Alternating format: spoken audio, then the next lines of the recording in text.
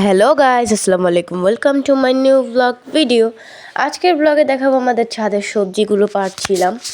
And এই ভিডিওটা আজকে আমার আম্মু করেছে। তো আম্মু নিজে থেকেই সব কিছু করেছে, আমি জাস্ট ভয়েস দিতেছি কারণ আমি তখন স্কুলে ছিলাম। সো তার জন্য আমি ভিডিওটা করতে পারিনি।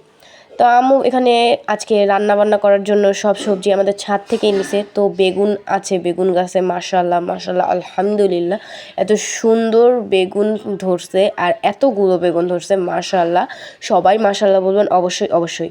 অ্যান্ড দেখেন এগুলোই আম্মু ছিঁড়ে নিচ্ছে, অ্যান্ড আজকে এই বেগুন দিয়েই খাবার বানানো হবে, মানে সবজি রান্না করা হবে। সরি, একটু আটকে গেছি।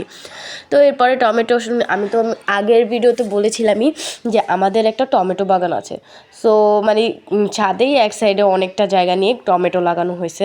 তো মাশাল্লাহ এখানে টমেটোগুলো ছিঁড়ে নিচ্ছে আম্মু। আম্মু একসাথে টমেটোগুলো ছিঁড়ছে যাতে আজকে টমেটো দিয়েও কিছু একটা বানাইতে পারে। সো আম্মু কী কী রান্না করছে আমার ঠিক মনে নাই, কারণ আমি এই ভিডিওটা কালকে করা আর আজকে আমি ভয়েস দিতেছি। তো আমি একটু স্মৃতিশক্তির লোপ পাই, বুঝছেন। সো আমার মনে থাকে না আমি কী দিয়ে খাইছি। আর তার থেকে বড় কথা, আমার শাক সবজি রান্না করলে ওইটা আমি খাই না। অ্যান্ড রান্না করলে বেশিরভাগ আম্মুই খাওয়া দেয় শাক সবজি দিয়ে। সো আম্মু খাওয়া দিয়েছে, আমি চুপচাপ খাইছি, আমি জানি না কী দিয়ে খাইছি। তো সরি, আপনারা এখানে আমি বলতে পারছি না, ওকে। সো দেন নেক্সটে গেছে আম্মু ধইনা পাতাই তো বলে, ধনে পাতা বা ধইনা পাতা যেটাই বলে। সো এইখান থেকে আমাদের ছাদে আছে মাশাল্লাহ, এটা হচ্ছে গিয়ে আম গাছ। অ্যান্ড আম গাছের নিচে টবে আর কি যে ফাঁকা খালি জায়গাটা থাকে, ওখানে আম্মু লাগাইছে ধইনা পাতা। সো এখান থেকে ধইনা পাতাও ছিঁড়ে নিছে।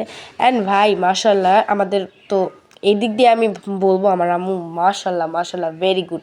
এই কাজটা খুব ভালো করছে যে আমাদের বাজার থেকে বেশিরভাগ কিছু কিনে আনা লাগে না। অ্যান্ড তরতাজা জিনিসটা খাইতে পারতেছেন, এর নিজের হাতের এবং তরতাজা জিনিস খাওয়ার মজাই আলাদা।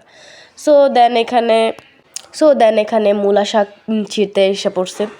তো মূলা শাকগুলো ছিঁড়ে নিয়েছে, অ্যান্ড কী কী ছিঁড়েছে সব একসাথে আমি দেখিয়ে দিচ্ছি। অ্যান্ড আজকের ভিডিওটা এই পর্যন্তই। তো ভালো থাকবেন, সুস্থ থাকবেন, পরবর্তী ভিডিওতে দেখা হচ্ছে। আল্লাহ হাফেজ।